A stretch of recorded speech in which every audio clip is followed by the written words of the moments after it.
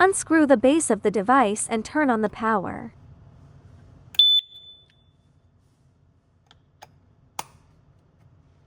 Long press the set button for more than 5 seconds and release the button to enter binding mode.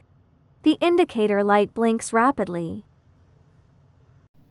Open the Allow Devices to access the network. Add the device in Unknown Network Access Devices. Enter the device information. The device is added. Unscrew the base of the device and turn on the power.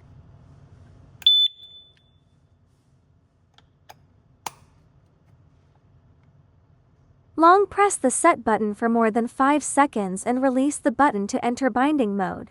The indicator light blinks rapidly. Add the device as prompted.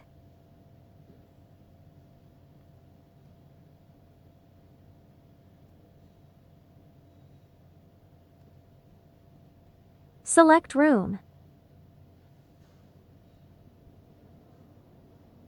Wait about 5 minutes. 5. The device is added.